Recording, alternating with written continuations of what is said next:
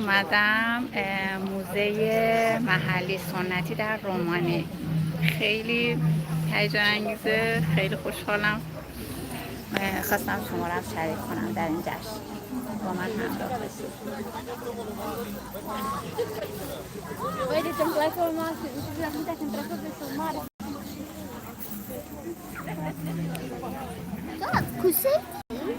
نه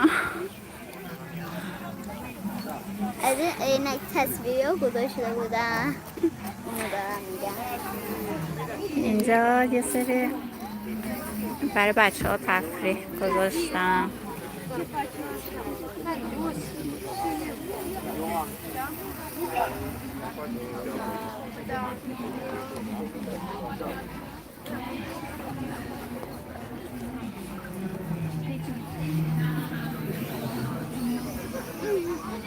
Și-a dezvoltat articulare.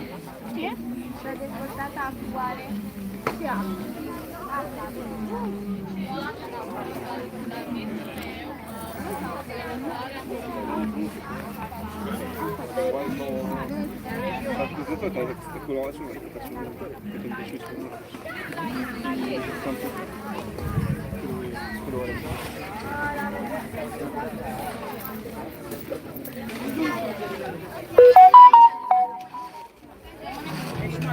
Aici mai duce mai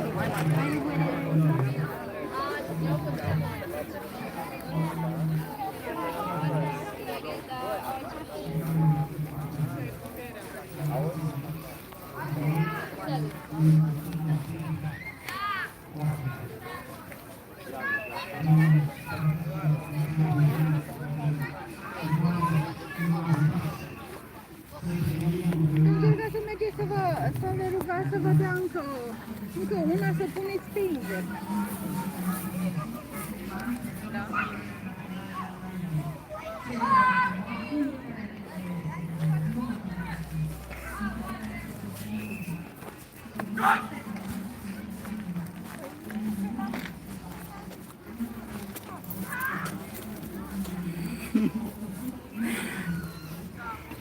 واو. هادی فکر کنم لایو به درد نخوره اون ویدیو بگیرم.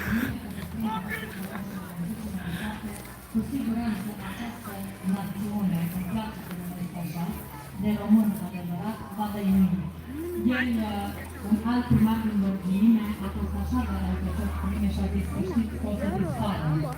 در گوشه جمع کردن بودن. بچه اونجا دارن تاج درست میکنن.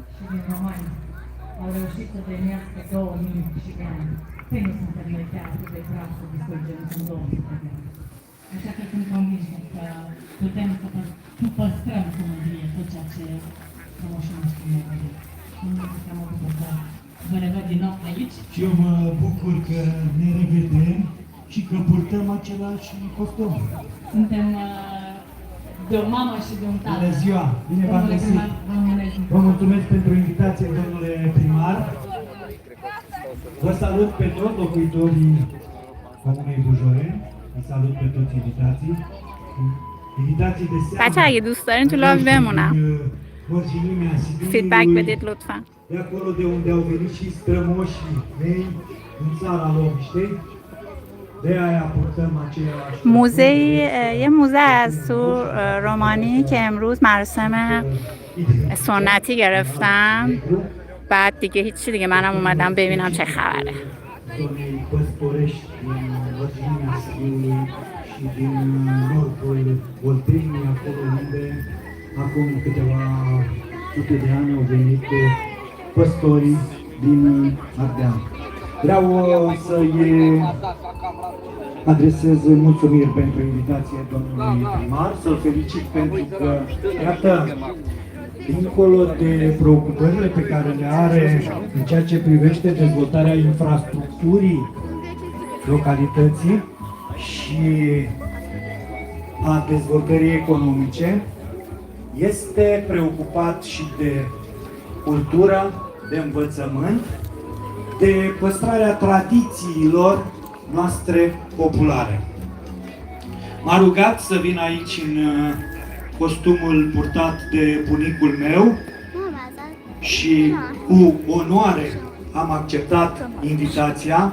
Îl felicit de asemenea și pentru că, iată, se gândește la familiile care 50 de ani au trecut peste toate greutățile vremii și au reușit împreună în viață să-și crească copii și să îi facă oameni mari.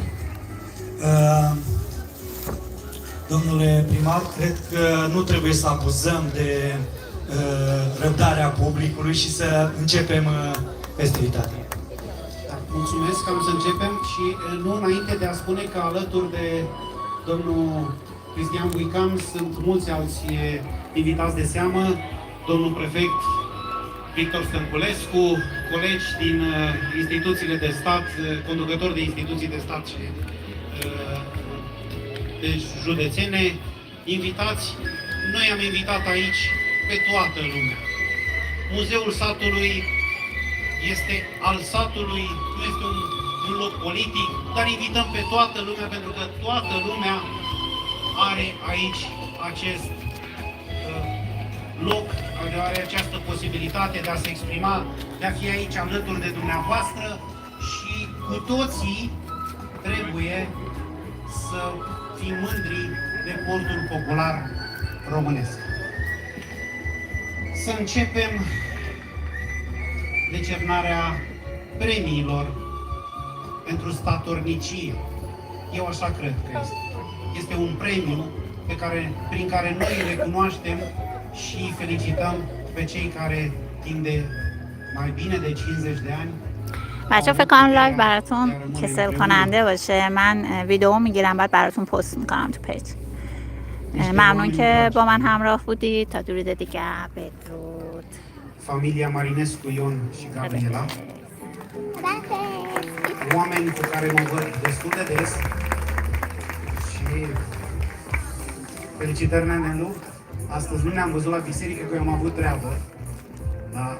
Și sunt convins că dumneavoastră, Doamne ajută, niște oameni deosebiți, niște oameni cu care mă cunosc de zeci de ani și pe mine să mă iertați. Eu de fiecare dată am aceste